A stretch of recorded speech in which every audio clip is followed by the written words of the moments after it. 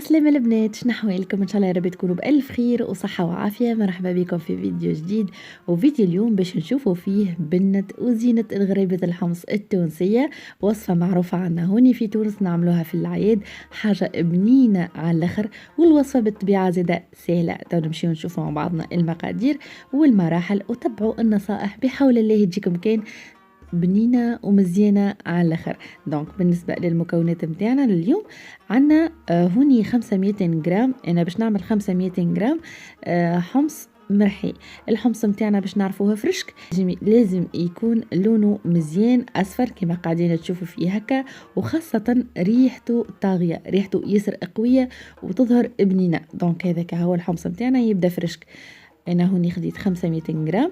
باش ناخذ اشتر ال 500 جرام اللي هي 250 جرام فرينة، وعندي هوني 200 جرام سكر بودرة. بالطبيعة السكر حسب الذوق، تحبوا اقل تحبوا اكثر انتم حرار. وعندي هوني 100 جرام انشاء.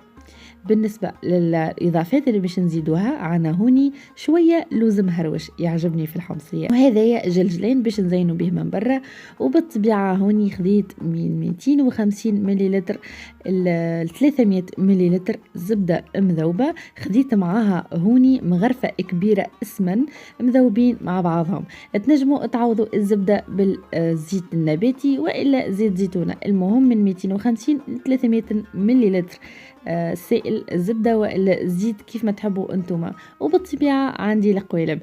دونك اول حاجة باش نمشي نعملها هوني ضروري البنات لازم نغربلو كل شيء، على خاطر هوني الحمصية متاعنا او الحمص كيف نجيو نغربلوه اكيد باش نلقاو فيه هيك النخالة متاع الحمص اللي قعدت. دونك هذيك ولا فما برشا اتفش زادا يقعد فيه، او باش نشوفوه توا في التصويرة. دونك هذيك راهو ضروري نغربلو المكونات الكل كما قاعدين تشوفوا. شوفوا اش خرجنا منه الحمص متاعنا. دونك توا تاكدنا اللي هو صافي نظيف. وبالطبيعه نكملوا نغربلوا كل المكونات الجافه، من الفرينه للنشاء للسكر المحور، ومن بعد نمشيو نبسوا الخليط متاعنا بالزبده المذوبه والسمن.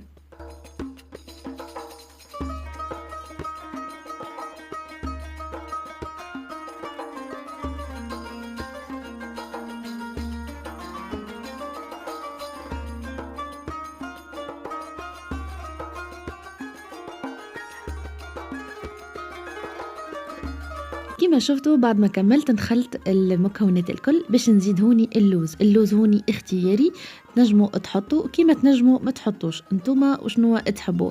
انا هوني زدت شويه يعني مش بالميزان، هكاكا بالعين شويه جست باش يعطيني هيك القرمشه البنينه من بعد.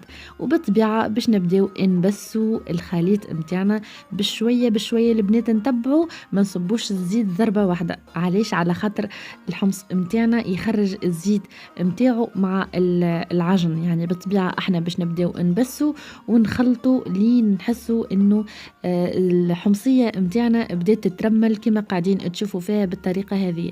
نكمل نزيد شوية ونكمل نفركها مليح مليح.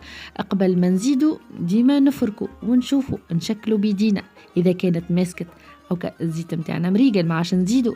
كان ما زالت تتفتفت نزيدوا نكملوا نتبعوا بشوية بشوية حتى لوين تتماسك بالباهي معنا. وهكا نمشيو نكوروها كما قاعدين تشوفوا بالطريقة هذه. احنا ناخذوا الكويرات متاع الحمصية متاعنا ونضربوهم بيدينا باش يقروا الزيت متاعهم. وهكاك بعد تعاوني كيفاش نجي نطبع ونشكلها. كما شفتوا البنات انا هوني ديريكت باش نبدا نشكل الحمصية متاعنا. انتوما اللي عندها ريحات اللحم او ريحات البسكويت اللي نخدموها العادة، عديوها على رحيوا الخليط متاعكم من 2 ل 3 مرات. علاش؟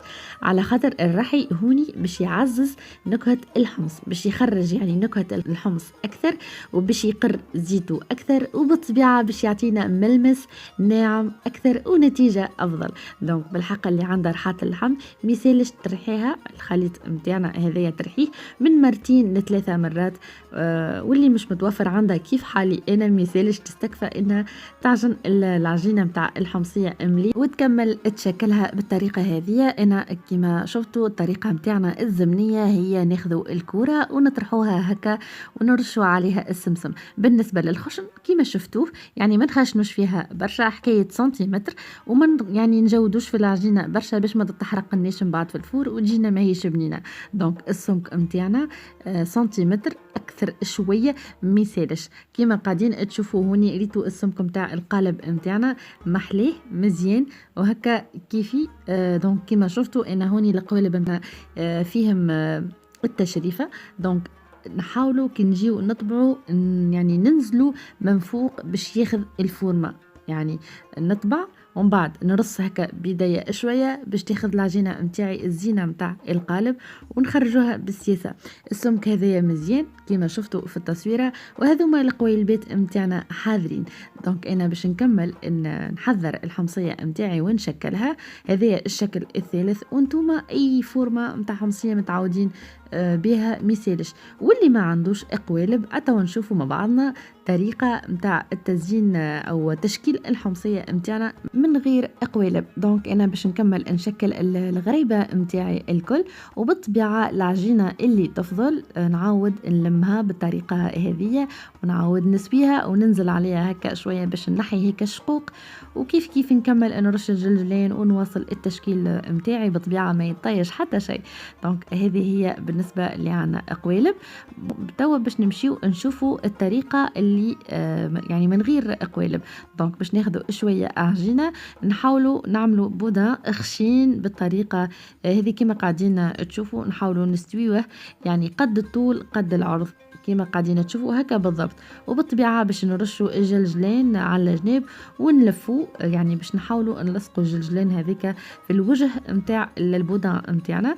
تحبوا تلفوا والا جست ترشوا الجلجلين من فوق وتلصقوه هكايا بيديكم شويه وتبداو تشكلوا فيه كعيبات مقروض. يعني ناخذوا السكينه ونقصوا هكا نميلوا شويه يدينا شويه باش يجينا شكل كعبه مقروض كما قاعدين تشوفوا هكايا.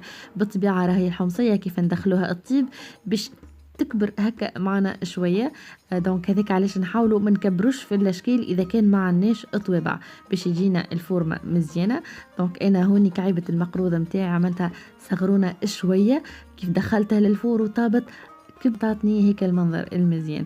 دونك هذايا اللي يحب المقروض، والا هذايا الشكل اللي متعودين بيها احنا وصغار اللي هو الصوابع الحمص. بالطبيعه نعملوهم بودان لكن اقل جود من مش كيما المقروض الجويدين، ونحاولوا نقصوا يعني على قد كبر اصبع صغير والا نقيسوا بعود اسنان.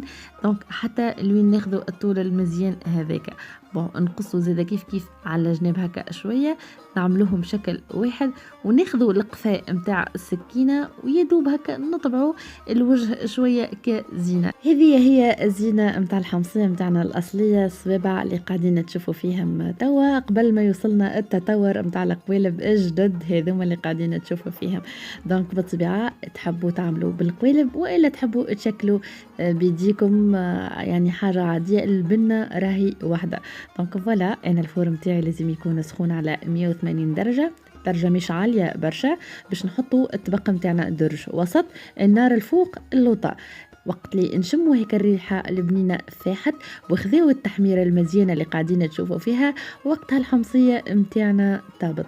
بالطبيعه ما نشدوهاش اول ما تخرج من الفور نخليوها تبرد، ما كانش راهي باش تتفتفت على خاطرها هشوشه على الاخر. دونك الحمصيه متاعنا انا حطيت فيها السمن الحيواني. دونك اللي ما تحبش ما تحطش.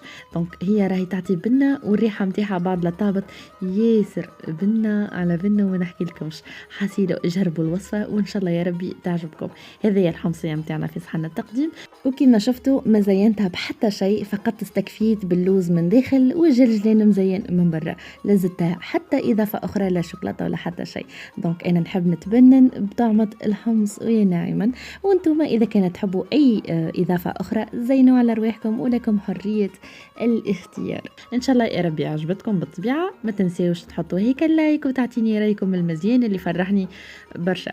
دونك نتلقاو ان شاء الله في الفيديوهات الجايه، فيديوهات حلويات اخرى.